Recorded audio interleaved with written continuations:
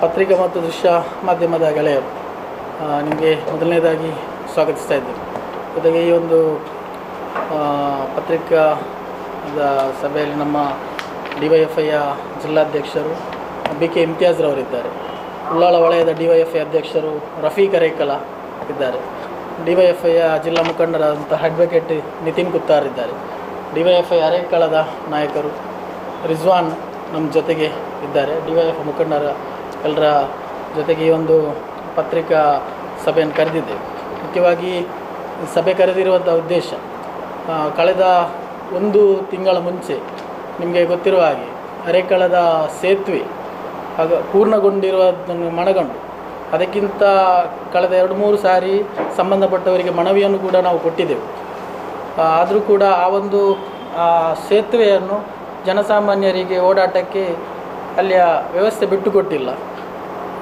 ನಂತರ ಚುನಾವಣೆಯ ಅವಧಿಯಲ್ಲಿ ಬಿಟ್ಟುಕೊಡ್ಲಿಕ್ಕೆ ಇಲ್ಲ ಅಂತ ಅವರ ಮಾಹಿತಿ. ನಂತರದಲ್ಲಿ ಇದು ಜನಸಾಮಾನ್ಯರಿಗೆ ಆದಷ್ಟು ಬೇಗ ಆಗಬೇಕು ಅಂತ ಹೇಳಿಕೊಂಡು ಕಳೆದ 1 ತಿಂಗಳ ಮುಂಚೆ ಡಿವೈಎಫ್ಐ ನೇತೃತ್ವದಲ್ಲಿ ಅದನ್ನು ನಾವು ತೆರವುಗೊಳಿಸ್ತೇವೆ. ತೆರವುಗೊಳಿಸಿದಂಥ ಸಂದರ್ಭದಲ್ಲಿ ಜನಸಾಮಾನ್ಯರು ಎಲ್ಲರೂ ಕೂಡ ಅದಕ್ಕೆ ನಮ್ಮ ಬೆಂಬಲಕ್ಕೆ ನಿಂತಿದ್ದರು. ಜೊತೆಗೆ ಎಲ್ಲರ ಪ್ರಶಂಸೆಗೆ ಡಿವೈಎಫ್ಐ ಸಂಘಟನೆ ಅಲ್ಲಿಯ ಸ್ಥಳೀಯರು ಯಶಸ್ವಿಯ ಒಂದು ಪ್ರಶಂಸೆಯನ್ನು ಕೂಡ ಗಳಿಸಲಿಕ್ಕೆ ಸಾಧ್ಯತೆ ಆಗಿತ್ತು. ತದನಂತರಲ್ಲಿ ಅಲ್ಲಿಯ BJPಯ ಕೆಲವು ನಾಯಕರುಗಳಿಂದ ಅವರ ಈ ಚುನಾವಣೆಯ ಈ ಸಂದರ್ಭದಲ್ಲಿ ಅವರು ಮಾಡುತ್ತಿರುವಂಥದ್ದು ನಮಗೆ ಕಾಣ್ತಾ ಇದೆ. ಒಂದು ಸೇತುವೆ ತೆರವಾದ ಸಂದರ್ಭದಲ್ಲಿ ಒಂದು ರೀತಿಯಲ್ಲಿ ಇತ್ತು ಅವರಿಗೆ ಅದನ್ನು ಮುಚ್ಚಿಸಬೇಕು ಅಂತ BJP. ನಂತರದಲ್ಲಿ ಈಗ ಅವರು ಈ ಚುನಾವಣೆಗೋಸ್ಕರ ಇಲ್ಲಿಯ ಡಿವೈಎಫ್ಐ ಅಧ್ಯಕ್ಷರು, ನಮ್ಮ ಜಿಲ್ಲಾಧ್ಯಕ್ಷರು ದಿನನಿತ್ಯ ಒಂದು ವಾರದಿಂದ ಈ ಭಾಗದಲ್ಲಿ ಓಡಾಟದಲ್ಲಿದ್ದಾರೆ. BJPಯನ್ನು ಸೋಲಿಸಿ ಜಾತ್ಯತೀತ ಅಭ್ಯರ್ಥಿಗಳನ್ನು ಬೆಂಬಲಿಸಿ ಅಂತ ಹೇಳ್ಕೊಂಡು ಅಲ್ಲಲ್ಲಿ ಮೈಕೆ ಕಟ್ಟಿ ಅಲ್ಲಲ್ಲಿ ಸಭೆಗಳನ್ನು ಮಾಡಿಕೊಂಡು ಈ ಒಂದು BJPಯನ್ನು ಸೋಲಿಸಬೇಕು ಅಂತ ನಮ್ಮ ಸಭೆಗಳು ನಡೆಯುತ್ತಿರುವಂತಹ ಸಂದರ್ಭದಲ್ಲಿ ಇದೊಂದು ರಾಜಕೀಯ ದ್ವೇಷದಿಂದ ಈ ಒಂದು FIR ಅನ್ನು ನಮ್ಮ ನಾಯಕರ ಮೇಲೆ ಮಾಡಿದ್ದಾರೆ. ಇದನ್ನು ನಾವು ಖಂಡಿಸ್ತೇವೆ. ಈ ಒಂದು ಸಭೆಯಲ್ಲಿ ಹೆಚ್ಚಿನ ವಿಷಯಗಳನ್ನು ನಮ್ಮ ಜಿಲ್ಲಾಧ್ಯಕ್ಷರು ಮಾತಾಡ್ತಾರೆ. ನಮಗೆಲ್ಲ ಗೊತ್ತಿರುವ ಹಾಗೆ ಈ ಅರೇಕಳ ಅಡ್ಯಾರ್ ಕಿಂಡು ಅಣೆಕಟ್ಟು ಸಹಿತವಾದಂಥ ಒಂದು ಸೇತುವೆ ಆ ಕಾಮಗಾರಿ 2020ರಿಂದ ಆರಂಭಗೊಂಡು 2022ರ ಸೆಪ್ಟೆಂಬರ್ ತಿಂಗಳಲ್ಲಿ ಈ ಸೇತುವೆ ಮತ್ತು ಅಣೆಕಟ್ಟಿನ ಕಾಮಗಾರಿ ಸಂಪೂರ್ಣಗೊಂಡಿತ್ತು. ಆ ಸಂಪೂರ್ಣಗೊಂಡಿರುವಂಥ ಸಂದರ್ಭದಲ್ಲಿ ಈ ಒಂದು ಅರೇಕಳ ಮತ್ತು ಅಡ್ಯಾರ್ ಮಂಗಳೂರನ್ನು ಸಂಪರ್ಕ ಮಾಡುವಂತಹ ಸಂದರ್ಭದಲ್ಲಿ ಅರೇಕಳ ಪಾವೂರು ಗ್ರಾಮದ ಜನರಿಗೆ ಮಂಗಳೂರನ್ನು ತಲುಪಲಿಕ್ಕೆ ಸುಮಾರು 20-25 ಕಿಲೋಮೀಟ್ರು ಸಂಚಾರ ಮಾಡಬೇಕಾದಂಥ ಸಂದರ್ಭದಲ್ಲಿ ಅವರಿಗೆ ಮಂಗಳೂರನ್ನು ಸಂಪರ್ಕ ಮಾಡಲಿಕ್ಕೆ ಅನುಕೂಲವಾಗಿದ್ದಂಥದ್ದು ಅಡ್ಯಾರಿನ ದೋಣಿ ಮೂಲಕ ಹಿಂದೆ ಅರೇಕಳದಿಂದ ಅಡ್ಯಾರ್ವರೆಗೆ ದೋಣಿ ಸಂಚಾರದ ಮೂಲಕ ಅಡ್ಯಾರಿಗೆ ಬಂದು ಮಂಗಳೂರು ನಗರ ಪ್ರವೇಶ ಮಾಡಲಿಕ್ಕೆ ಅವರಿಗೆ ಅನುಕೂಲ ಆಗಿತ್ತು. ಆದರೆ ಯಾವಾಗ ಈ ಕಿಂಡಿ ಅಣೆಕಟ್ಟಿನ ಕಾಮಗಾರಿ ಆರಂಭಗೊಂಡಿತ್ತು, ಆರಂಭದ ನಂತರ ಅಲ್ಲಿ ದೋಣಿ ಸಂಚಾರವನ್ನು ನಿಲ್ಲಿಸುವಂಥ ಕೆಲಸ ಆಯಿತು. ಯಾಕಂತ ಹೇಳಿದರೆ ಆ ದೋಣಿ ಸಂಚಾರ ಒಂದು ಕಡೆಯಲ್ಲಿ ಅಣೆಕಟ್ಟು ಆಗಿರೋದ್ರಿಂದ ಅಪಾಯದ ಒಂದು ಸಂದರ್ಭ ಆಗಿತ್ತು ದೋಣಿಯಲ್ಲಿ ಸಂಚಾರ ಮಾಡೋದು. ಮತ್ತು ಜನರು ಕೂಡ ಆ ಸೇತುವೆಯನ್ನು ಬಳಸಿಕೊಂಡು ನಡೆದಾಡಲಿಕ್ಕೆ ಹೋಗುವಂಥ ಸಂದರ್ಭದಲ್ಲಿ ದೋಣಿಯಲ್ಲಿ ಪ್ರಯಾಣಿಕರನ್ನು ಸಾಗಿಸಿ ಜೀವನ ಮಾಡ್ತಾ ಇದ್ದಂಥವರು ಆ ವ್ಯವಹಾರವನ್ನೇ ಅವ್ರು ನಿಲ್ಲಿಸಿದರು, ಆ ಕಸುಬನ್ನೇ ನಿಲ್ಲಿಸಿದರು. ಯಾಕಂತ ಹೇಳಿದರೆ ಜನರು ಸೇತುವೆ ಮೇಲೆ ಹೋಗ್ಲಿಕ್ಕೆ ಆರಂಭ ಮಾಡಿದರು. ಆದರೆ ಜನರಿಗೆ ಅಲ್ಲಿ ಆ ಸೇತುವೆ ಮೇಲೆ ಸಂಜೆ 7 ಗಂಟೆ ನಂತರ ಬೆಳಗ್ಗೆ 6 ಗಂಟೆವರೆಗೆ ಅಲ್ಲಿ ಯಾವುದೇ ರೀತಿಯ ಜನರಿಗೆ ಕೂಡ ಓಡಾಟ ಮಾಡಲಿಕ್ಕೆ ಅವಕಾಶ ಇರಲಿಲ್ಲ. ಅದರಿಂದಾಗಿ ಮಂಗಳೂರಿನಿಂದ ಬರುವಂಥವರಿಗೆ, ಮಂಗಳೂರಿಗೆ ಹೋಗುವಂಥವರಿಗೆ ಭಾಳ ತೊಂದರೆ ಆಗಿತ್ತು.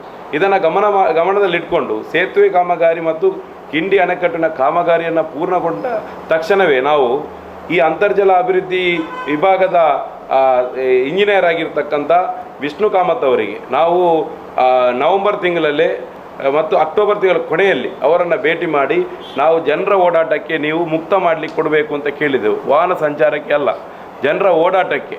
ಬೆಳಿಗ್ಗೆ 7 ಗಂಟೆಯಿಂದ ಸಂಜೆ 7 ಗಂಟೆ ತನಕ ಬಿಟ್ಟರೆ ಸಾಲದು, ಅದನ್ನು ನೀವು 11 ಗಂಟೆ ತನಕ ವಿಸ್ತರಣೆ ಮಾಡಬೇಕು ಅಂತ ಕೇಳಿಕೊಂಡು ನಾವು ಮನವಿಯನ್ನು ಕೊಟ್ಟಿದ್ದೆವು.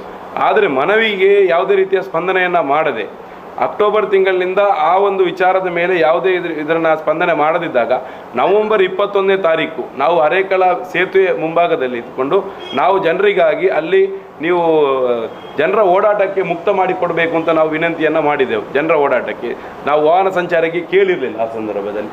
ಆದರೆ ಯಾವಾಗ ಕಾಮಗಾರಿ ಪೂರ್ಣಗೊಂಡಿತ್ತು ಆದರೂ ಕೂಡ ನಮ್ಮ ಮನವಿಗೆ ನಮ್ಮ ಪ್ರತಿಭಟನೆ ಯಾವುದೇ ರೀತಿಯ ತೊಂದರೆ ಅವರು ಅವಕಾಶವನ್ನು ಕೊಟ್ಟಿರಲಿಲ್ಲ. ಜನರು 7 ಗಂಟೆ ನಂತರ ಬರುವವರು ಆ ಬೇಲಿಯನ್ನು ಹಾರಿ ಬರುವಂಥ ಒಂದು ಸಂದರ್ಭ ಇತ್ತು, ಗೇಟ್ಗಳನ್ನು ಹಾರಿ ಬರುವಂಥ ಸಂದರ್ಭ ಇದ್ದು, ಕೆಲವರಿಗೆ ಅಲ್ಲಿ ಬಿದ್ದು ಗಾಯ ಆದಂಥ ಒಂದು ಸನ್ನಿವೇಶ ಕೂಡ ನಿರ್ಮಾಣ ಆಗಿದೆ. ಆದರೆ ಯಾವುದೇ ಸಂದರ್ಭ ಈ ಒಂದು ಕಾಮಗಾರಿ ಸಂಪೂರ್ಣವಾಗಿ ಪೂರ್ಣಗೊಂಡಾಗ ಮಾರ್ಚ್ 21ನೇ ತಾರೀಕು ಸಂಪೂರ್ಣವಾಗಿ ಈ ಕಾಮಗಾರಿ ಪೂರ್ಣಗೊಳ್ತದೆ. ಆ ಸಂದರ್ಭದಲ್ಲಿ ನಾವು ಇದನ್ನು ತೆರವುಗೊಳಿಸ್ತಾರೆ ಅನ್ನುವಂಥ ನಮಗೆ ವಿಶ್ವಾಸ ಇತ್ತು. ಆದರೆ ಇವರು ನಾವು 1ನೇ ತಾರೀಕಿನಿಂದ ಏಪ್ರಿಲ್ 1ರಿಂದ ಈ ಸೇತುವೆಯನ್ನು ಮುಕ್ತ ಮಾಡ್ತೀವಿ ಅನ್ನೋ ಪತ್ರಿಕೆಯಲ್ಲಿ ಬಂತು, ಉದ್ಘಾಟನೆ ಅನ್ನುವಂಥದ್ದು ಕೂಡ ಪತ್ರಿಕೆಯಲ್ಲಿ ಬಂತು. ಆದರೆ 1ನೇ ತಾರೀಕು ಅಲ್ಲಿ ಉದ್ಘಾಟನೆ ಆಗುವುದಿಲ್ಲ. ಆದರೆ ನಾವು ಮತ್ತೆ ಅವರನ್ನು ಕೇಳಿದಾಗ ಯಾವುದೇ ರೀತಿಯ ಉತ್ತರ ಅವರು ಕೊಡುವುದಿಲ್ಲ. ವಿಷ್ಣು ಕಾಮತ್ ಅವರು ಯಾವುದೇ ರೀತಿಯಲ್ಲಿ ನಮಗೆ 1 ತಿಂಗಳಿಂದ ಗೇಟ್ ಓಪನ್ ಆಗುವಂಥ 1 ತಿಂಗಳವರೆಗೆ ನಮ್ಮ ಯಾವುದೇ ಕರೆಗಳನ್ನು ಅವರು ಸ್ವೀಕರಿಸಿಲ್ಲ. ಅದಕ್ಕೆ ಬೇಕಾದ ದಾಖಲೆಗಳು ನಮ್ಮ ಹತ್ರ ಇದೆ. ಈ ಬಗ್ಗೆ ಏನು ನಿಮ್ಮ ಇದನ್ನು ಕೇಳಿದೆವು ನಾವು, ಯಾವಾಗ ತೆರೀತೀರಿ ಅಂತ ಗೊತ್ತಿಲ್ಲ. ನಾವು ಪತ್ರಿಕೆಯಲ್ಲಿ ಒಂದು ದಿವಸ ಬಂದಾಗ ನಮಗೆ ಗೊತ್ತಾಯ್ತದೆ 1ನೇ ತಾರೀಕಿಗೆ ಓಪನ್ ಆಗ್ತದೆ ಅಂತ. 1ನೇ ತಾರೀಕು ಅದು ಓಪನ್ ಆಗಿರಲಿಲ್ಲ. ಅವರು ಎಲ್ಲ ರೀತಿಯಲ್ಲಿ ಅದನ್ನು ತೆರವು ಮಾಡಲಿಕ್ಕೆ ಬಂದ. ಆದರೆ ಅಲ್ಲಿ ಚುನಾವಣೆ ನೀತಿ ಸಂಹಿತೆ ಕೂಡ ಅದಕ್ಕೆ ಅಡ್ಡಿ ಬರುವುದಿಲ್ಲ. ಯಾಕಂತ ಹೇಳಿದರೆ ಚುನಾವಣೆ ನೀತಿ ಸಂಹಿತೆ ಯಾವುದಕ್ಕೆ ಅಡ್ಡಿ ಬರ್ತದೆ ಅಂತ ಹೇಳಿದರೆ, ಯಾವ ಕಾಮಗಾರಿಯನ್ನು ಆರಂಭ ಮಾಡಲಿಕ್ಕೆ ಅಲ್ಲಿ ಶಿಲಾನ್ಯಾಸ ಮಾಡ್ತಾರೋ ಶಂಕುಸ್ಥಾಪನೆ ಮಾಡಲಿಕ್ಕೆ ಮಾತ್ರ ಈ ನೀತಿ ಸಂಹಿತೆ ಅಡ್ಡಿ ಬರುವುದು. ಯಾವ ಕಾಮಗಾರಿಯನ್ನು ಪೂರ್ಣಗೊಳಿಸಲಾಗ್ತದೋ ಅಲ್ಲಿ ಯಾವುದೇ ರೀತಿಯಲ್ಲಿ ಕೂಡ ನೀತಿ ಸಂಹಿತೆ ಅಡ್ಡಿ ಬರುವುದಿಲ್ಲ. 1ನೇ ತಾರೀಕಿಗೆ ಇದು ತೆರವಾಗದಂಥ ಸಂದರ್ಭದಲ್ಲಿ ನಾವು 2ನೇ ತಾರೀಕು ಭಾನುವಾರ ಇತ್ತು, 3ನೇ ತಾರೀಕು ನಾವು ಜಿಲ್ಲಾಧಿಕಾರಿಗಳಿಗೆ ಒಂದು ಮನವಿಯನ್ನು ಕೊಡ್ತೇವೆ. ಜಿಲ್ಲಾಧಿಕಾರಿಗಳಿಗೆ ಮನವಿ ಕೊಟ್ಟು ಕಾಮಗಾರಿ ಪೂರ್ಣಗೊಂಡಿದೆ, ಆದರೆ ಇಲ್ಲಿ ಚುನಾವಣೆ ನೀತಿ ಸಂಹಿತೆ ವಿಚಾರದಲ್ಲಿ ಮತ್ತು ಇಲ್ಲಿ ರಾಜಕೀಯ ವಿಚಾರಕ್ಕಾಗಿ ತೆರವುಗೊಳಿಸದೆ ಇದನ್ನು ತಡೆಯಲಾಗ್ತಾ ಇದೆ, ಜಿಲ್ಲಾಧಿಕಾರಿಯವರು ಇದು ಸರಿಯಲ್ಲ ಅನ್ನುವಂಥ ಸಂದರ್ಭ ಹೇಳಿದಾಗ ಅವರು ಕೂಡ ಅದಕ್ಕೆ ಪೂರಕವಾಗಿ ಹೇಳಿದರು, ಯಾವುದೇ ಕಾರಣ ಕೂಡ ಮುಗಿದ ಕಾಮಗಾರಿಯನ್ನು ನಾವು ತಡೆಯಬಾರ್ದು, ಅದನ್ನು ಜನರಾಗಿ ಅನುಕೂಲಕ್ಕೆ ಬಿಟ್ಟು ಕೊಡಬೇಕು ಅಂತ ಅವರು ಹೇಳಿದರು. ನಾವು ಮರುದಿವಸ ಮತ್ತೆ ನಾವು ವಿಷ್ಣು ಕಾಮತ್ರನ ಅಲ್ಲಿ ಡಿ ಸಿ ಅವರನ್ನು ಭೇಟಿ ಮಾಡಿ ನಾವು ವಿಷ್ಣು ಕಾಮತ್ ಅವರಿಗೆ ಅದೇ ದಿವಸ ಕಾಲ್ ಮಾಡಿದ್ದೇವೆ. ಆ ದಿವಸವೂ ಕೂಡ ಅವರು ನಮ್ಮ ಕರೆಯನ್ನು ಸ್ವೀಕರಿಸಲಿಲ್ಲ. ನಾವು ಏನು ಮಾಡಿದ್ದೇವೆ ಅಂತ ಹೇಳಿದರೆ ಜನರಿಗೆ ತೊಂದರೆ ಆಗ್ತಾ ಇತ್ತು. ಜನರು ಅಲ್ಲಿ ಬಿಸಿಲಲ್ಲಿ ನಡೆದುಕೊಂಡು ಹೋಗುವಂಥ ಪರಿಸ್ಥಿತಿ ಇರಲಿಲ್ಲ. ಈ ಸುಡು ಬಿಸಿಲು ಯಾವ ರೀತಿ ಇದಂಥ ತಾಪಮಾನ ಯಾವ ರೀತಿ ಇದೆ ಅಂತ ಗೊತ್ತಿದೆ. ಮಕ್ಕಳು, ಮಹಿಳೆಯರಿಗೆ, ಈ ವೃದ್ಧರಿಗೆ ಓಡಾಡಲಿಕ್ಕೆ ಆಗದಂಥ ಪರಿಸ್ಥಿತಿ. ಬ್ರಿಡ್ಜಿಯಲ್ಲಿ ನಡೆದುಕೊಂಡೇ ಹೋಗಬೇಕು. ಯಾವುದೇ ಆಟೋವನ್ನು ಬಳಸಿಕೊಂಡು ಕೂಡ ಅಲ್ಲಿ ಕಡವಿನ ಬಳಿವರೆಗೆ ಆಟೋವನ್ನು ಬಳಸ್ಕೊಳ್ತಾರೆ. ಮತ್ತೆ ಅವರು ಹೆರೆಕಲ ಬ್ರಿಡ್ಜಿನ ಮೇಲೆ ನಡೆದುಕೊಂಡು ಹೋಗಿ ಅಡ್ಯಾರು ದಾಟಿ ಅಡ್ಯಾರು ಹೆದ್ದಾರಿವರೆಗೂ ಕೂಡ ಅವರು ನಡೆದುಕೊಂಡು ಹೋಗುವಂಥ ಒಂದು ಪರಿಸ್ಥಿತಿ ಇತ್ತು. ವಿದ್ಯಾರ್ಥಿಗಳಿಗೆ ತೊಂದರೆ ಆಗ್ತಾ ಇತ್ತು, ಮಹಿಳೆಯರಿಗೆ ತೊಂದರೆ ಆಗ್ತಾ ಇತ್ತು. ಇದೆಲ್ಲವನ್ನು ಗಮನಿಸಿಕೊಂಡು ನಾವು ತೆರವು ಮಾಡಿದೆ. ನಾವಾಗಿ ತೆರವು ಮಾಡಿದ್ದು, ನಾವು ಹೋರಾಟದ ಭಾಗವಾಗಿ ನಾವು ತೆರವು ಮಾಡಿ ಸಾರ್ವಜನಿಕರಿಗೆ ಕೊಟ್ಟಿದೆ. ಸಾರ್ವಜನಿಕ ಕೊಟ್ಟಂಥ ಸಂದರ್ಭದಲ್ಲಿ ವಿಷ್ಣು ಕಾಮತ್ ಅವರು ಅದೇ ದಿವಸ ಕೊಣಾಜೆ ಪೊಲೀಸ್ ಠಾಣೆಯಲ್ಲಿ ಒಂದು ಪ್ರಕರಣವನ್ನು ದಾಖಲಿಸ್ತಾರೆ. ನಮ್ಮ ಹೆಸರಲ್ಲಿ ಹಾಕಿಕೊಂಡೇ ಪ್ರಕರಣ ದಾಖಲಿಸ್ತಾರೆ. ನನ್ನ BK ಇಮ್ತಿಯಾಜ್, ರಫೀಕ್ ಅರೇಕಲ್ ಮೇಲೆ ಸೇರಿ ಸಾರ್ವಜನಿಕರ ಮೇಲೆ ಒಂದು ದೂರನ್ನು ದಾಖಲು ಮಾಡ್ತಾರೆ. ದೂರನ್ನು ದಾಖಲು ಮಾಡಿದ ಸಂದರ್ಭದಲ್ಲಿ ಕೊಣಾಜೆ ಪೊಲೀಸರು ನಮ್ಮಲ್ಲಿ ಒಂದು ಹೇಳಿಕೆಯನ್ನು ಪಡ್ಕೊಳ್ತಾರೆ. ನಮ್ಮಿಂದ ಏನಾಗಿದೆ ಏನೋ ಅಂತ ವಿಚಾರ ತಿಳ್ಕೊಳ್ತಾರೆ. ನಾವು ಸಾರ್ವಜನಿಕ ಅನಾನುಕೂಲತೆಯ ಬಗ್ಗೆ ಎಲ್ಲ ಹೇಳಿಕೊಂಡು ಆ ಪ್ರಕರಣ ಅವರು ನಮ್ಮ ಹೇಳಿಕೆಯ ಮೇಲೆ ಅವರು ಪ್ರಕರಣ ಮುಗಿಸಿದರು. 2ನೇ ತಾರೀಕು ಮತ್ತೆ ಅವರು ತಡವಾಗಿ 2ನೇ ತಾರೀಕು ಈ 1 ತಿಂಗಳ ನಂತರ 4ನೇ ತಾರೀಕಿಗೆ ನಾವು ತೆರವು ಮಾಡಿರ್ತಕ್ಕಂಥದ್ದು.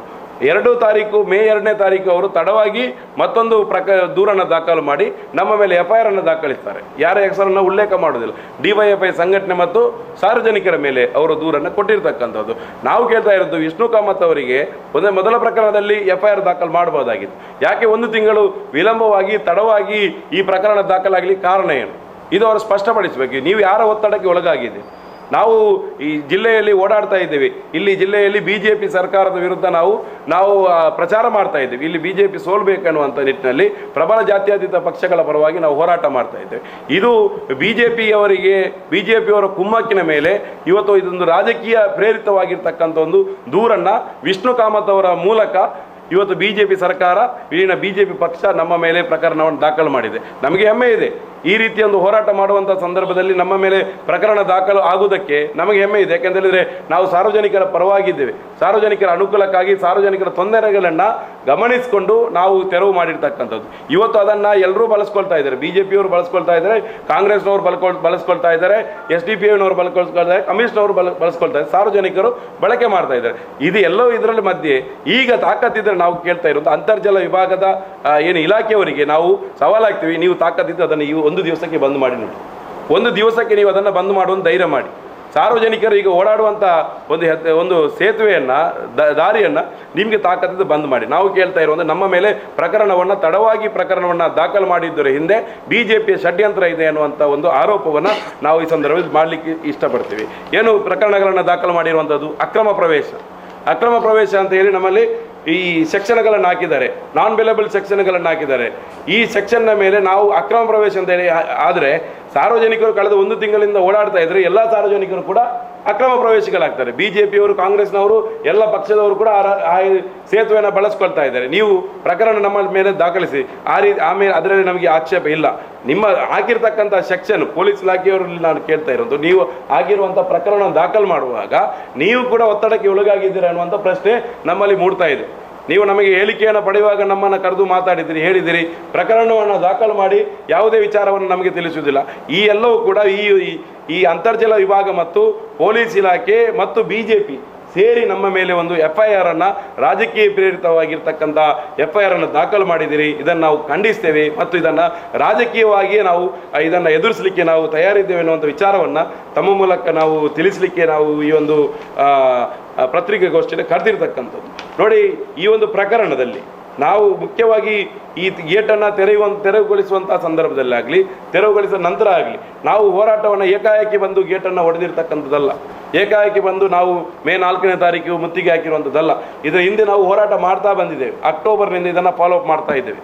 ಅದನ್ನು ಕೂಡ ವಿಷ್ಣು ಕಾಮತ್ ಅವರ ಮೂಲಕವೇ ಫಾಲೋಅಪ್ ಮಾಡ್ತಾ ಬರ್ತಾ ಇದ್ದೇವೆ. ನೀವು ಆರಂಭದಲ್ಲಿ UT ಖಾದರ್ ಅವರನ್ನು ತೋರಿಸ್ತಾ ಇದ್ದೀರಿ. ಆರಂಭ ದಿನದಲ್ಲಿ ಶಾಸಕರ ಹತ್ರ ಮಾತಾಡಿ ಎನ್ನುವಂಥದ್ದು ಹೇಳ್ತಾ ಇದ್ದೀರಿ. ಆಮೇಲೆ ನೀವು ಯಾವುದೇ ಮಾತುಗಳನ್ನು ಆಡ್ತಾ ಇರಲಿಲ್ಲ, ಸುಮ್ಮನೆ ಆಗಿದ್ದೀರಿ. ಈಗ ನೀವು BJPಯವರ ಮಾತುಗಳನ್ನ ಕೇಳಿ ಇವು ತಡೀತಾ ಇದ್ದೀರಿ. ನಾವು ಬಂದ್ ಮಾಡಿದಂಥ ದಿವಸವೇ, ನಾವು ಯಾವಾಗ ತೆರವು ಮಾಡಿದಂಥ ದಿವಸ ಏನಿದೆ, ಅದೇ ದಿವಸ ಅದೇ ಪ್ರದೇಶದಲ್ಲಿರ್ತಕ್ಕಂಥ ಕೆಲವು BJPಯ ಕಾರ್ಯಕರ್ತರು, ಮುಖಂಡರು ಅದನ್ನು ಮತ್ತೆ ನಾವು 8 ಗಂಟೆಗೆ ನಾವು ತೆರವು ಮಾಡಿದರೆ 11 ಗಂಟೆಗೆ ಬಂದ್ ಮಾಡುವಂಥ ಪ್ರಯತ್ನವನ್ನು ಕೂಡ BJPಯ ಕಾರ್ಯಕರ್ತರು ಅಲ್ಲಿ ಮಾಡಿದ್ರು ಅನ್ನುವಂಥದ್ದು ಕೂಡ ಇಲ್ಲಿ ಸ್ಪಷ್ಟವಾಗಿ ಈ ಒಂದು ಪ್ರಕರಣ ದಾಖಲಾಗುವಂಥ ಸಂದರ್ಭದಲ್ಲಿ ನಾವು ಅದನ್ನು ಉಲ್ಲೇಖ ಮಾಡಬೇಕಾಗ್ತದೆ. ಮತ್ತು ಈ ಒಂದು ನಿಟ್ಟಿನಲ್ಲಿ ಇವತ್ತು ನಾವು ಯಾವುದೇ ಕಾರಣಕ್ಕೂ ಈ ಒಂದು FIR ದಾಖಲಾಗಿದೆ ಅನ್ನೋ ಕಾರಣಕ್ಕಾಗಿ BJP ವಿರುದ್ಧದ ಹೋರಾಟ ಮತ್ತು BJP ವಿರುದ್ಧದ ಚುನಾವಣಾ ಪ್ರಚಾರವನ್ನು ನಾವು ನಿಲ್ಲಿಸುವುದಿಲ್ಲ. ಈ ಒಂದು ಕ್ಷೇತ್ರದಲ್ಲಿ ಮಾತ್ರ ಅಲ್ಲ, ದಕ್ಷಿಣ ಕನ್ನಡ ಜಿಲ್ಲೆಯ 8 ಕ್ಷೇತ್ರದಲ್ಲಿ ಕೂಡ ನಾವು BJP ವಿರುದ್ಧವಾಗಿ DYFI ಪ್ರಚಾರ ಆಂದೋಲನಗಳನ್ನು ಮಾಡ್ತಾ ಇದೆ. ಬೇರೆ ಬೇರೆ ರೀತಿಯಲ್ಲಿ ವಿರುದ್ಧವಾಗಿರ್ತಕ್ಕಂಥ ಒಂದು ಅಭಿಯಾನವನ್ನು, BJP ವಿರುದ್ಧದ ಅಭಿಯಾನವನ್ನು ಮಾಡ್ತಾ ಇದ್ದೇವೆ. ಸ್ಪೆಷಲ್ ಆಗಿ ಮಂಗಳೂರು ಕ್ಷೇತ್ರದ ಮತದಾರರಲ್ಲಿ ನಾವು ಕೇಳ್ತಾ ಇರುವಂಥದ್ದು, ಈ ಒಂದು ಕ್ಷೇತ್ರದಲ್ಲಿ BJPಯನ್ನು ಗೆಲ್ಲಿಸಲಿಕ್ಕೆ BJP ಮತ್ತು SDP ಎರಡೂ ಕೂಡ ಇಲ್ಲಿ ಹೊಂದಾಣಿಕೆ ಮಾಡಿಕೊಂಡು ಇಲ್ಲಿ BJPಯನ್ನು ಗೆಲ್ಲಿಸುವಂಥ ಪ್ರಯತ್ನವನ್ನು ಮಾಡ್ತಾ ಇದೆ. ಮತದಾರರು ಯಾವುದೇ ಕಾರಣಕ್ಕೂ BJP ಮತ್ತು ಕೋಮುವಾದಿ SDPಯನ್ನು ಯಾವುದೇ ಕಾರಣಕ್ಕೂ ಕೂಡ ಅವರು ಜೊತೆಯಾಗಿದ್ದಾರೆ. BJPಯವರು ಮುಸಲ್ಮಾನರ ಮನೆಗಳಿಗೆ ಹೋಗಿ ಹೇಳ್ತಾ ಇದ್ದಾರೆ, ನೀವು ನಮಗೆ ಮತ ಹಾಕಿದ ಪರವಾಗಿಲ್ಲ, SDPಗೆ ಹಾಕಿ ಅಂತ ಹೇಳ್ತಾ ಇದ್ದಾರೆ. SDPಯವರು ಹಿಂದೂಗಳ ಮನೆಗೆ ಹೋಗಿ ಹೇಳ್ತಾ ಇದ್ದಾರೆ, ನಮಗೆ ಹಾಕದಿದ್ದು ಪರವಾಗಿಲ್ಲ, ನೀವು BJPಗೆ ಓಟ್ ಹಾಕಿ ಅಂತ ಹೇಳಿ ಇಲ್ಲಿ ಕೋಮುವಾದಿಗಳು, ಎರಡು ಕೋಮುವಾದಿ ಪಕ್ಷಗಳು ಸೇರಿಕೊಂಡು ಇವತ್ತು ಇಲ್ಲಿ BJPಯನ್ನು ಅಧಿಕಾರಕ್ಕೆ ತರುವಂಥ ಪ್ರಯತ್ನ ಮಾಡ್ತಾ ಇದ್ದಾರೆ. ಅದರ ವಿರುದ್ಧವಾಗಿ ಈ BJP ಇಲ್ಲಿ ಗೆಲ್ಲುವಂಥ ಬಹಳ ದೊಡ್ಡ ರೀತಿಯಾದಂಥ ಒಂದು ಸ್ಟ್ರಾಟಜಿಗಳನ್ನು ಮಾಡಿತ್ತು. ಆದರೆ ನಮ್ಮ ಯಾವಾಗ DYFI ಮತ್ತು ಎಡಪಂಥೀಯ ಪಕ್ಷಗಳು ಈ ಒಂದು ಚುನಾವಣೆಯಲ್ಲಿ ತಮ್ಮನ್ನು ತೊಡಗಿಸಿಕೊಳ್ತಾ ಇದೆಯೋ, BJP ವಿರುದ್ಧ ಪ್ರಚಾರವನ್ನು ಮಾಡ್ತಾ ಇದೆಯೋ, ಆಮೇಲೆ ಇಲ್ಲಿ BJPಗೆ ಬಹಳ ರೀತಿಯ ಒಂದು ತೊಂದರೆ ಆಗ್ತಾ ಇದೆ. ಅವರ ಎಲ್ಲ ಯೋಜನೆಗಳು ಇವತ್ತು ತಲೆಕೆಳಗಾಗುವಂಥ ಸಂದರ್ಭದಲ್ಲಿ ನಮ್ಮ ಮೇಲೆ ಪ್ರಕರಣಗಳನ್ನು ದಾಖಲಿಸಿ ನಮ್ಮನ್ನು ಈ ಪ್ರಚಾರದಿಂದ ದೂರ ಇಡುವಂಥ ಮತ್ತು ಪ್ರಚಾರದಿಂದ ಆಚೆ ಹಾಕುವಂಥ ಒಂದು ಪ್ರಯತ್ನವನ್ನು ಮಾಡ್ತಾ ಇದ್ದಾರೆ. ಆ ಪ್ರಚಾರಕ್ಕೆ ನಾವು BJP ಪಕ್ಷ ಮತ್ತು ಸರ್ಕಾರಗಳಿಗೆ ನಾವು ಎಚ್ಚರಿಕೆಯನ್ನು ಕೊಡ್ತಾ ಇದ್ದೇವೆ. ನಮ್ಮ ಹೋರಾಟ ಯಾವತ್ತಿದ್ರೂ ಕೂಡ ಕೋಮುವಾದದ ವಿರುದ್ಧ ನಮ್ಮ ಹೋರಾಟದಲ್ಲಿ ಯಾವುದೇ ರಾಜಿ ಇಲ್ಲ. ಜನಪರವಾಗಿರ್ತಕ್ಕಂಥ ಹೋರಾಟದಲ್ಲಿ ಯಾವುದೇ ರಾಜಿ ಮಾಡಿಕೊಳ್ಳುವಂಥ ವಿಚಾರ ಇಲ್ಲ. ಒಟ್ಟಿನಲ್ಲಿ ಈ ಒಂದು ಪ್ರಕರಣ ರಾಜಕೀಯ ಪ್ರೇರಿತವಾಗಿರ್ತಕ್ಕಂಥ ಆಗಿರ್ತಕ್ಕಂಥ ಪ್ರಕರಣ. BJP ಈ ಒಂದು ಪ್ರಕರಣದ ಹಿಂದೆ ಇದೆ. BJP ಈ ಪ್ರಕರಣವನ್ನು ದಾಖಲು ಮಾಡಲಿಕ್ಕೆ ಎಲ್ಲ ರೀತಿ ಒತ್ತಡಗಳನ್ನು ವಿಷ್ಣು ಕಾಮತ್ ಮತ್ತು ಪೊಲೀಸ್ ಇಲಾಖೆ ಮೂಲಕ ಮಾಡಿದ್ದಾರೆ. ಎಲ್ಲವನ್ನ ಕೂಡ ನಾವು ರಾಜಕೀಯವಾಗಿ ಎದುರಿಸಲಿಕ್ಕೆ ತಯಾರಿದ್ದೇವೆ ಅನ್ನುವಂಥದ್ದನ್ನು ಈ ಮೂಲಕ ತಮ್ಮ ಮೂಲಕ ತಿಳಿಸ್ತಾ ಇದ್ದೇವೆ.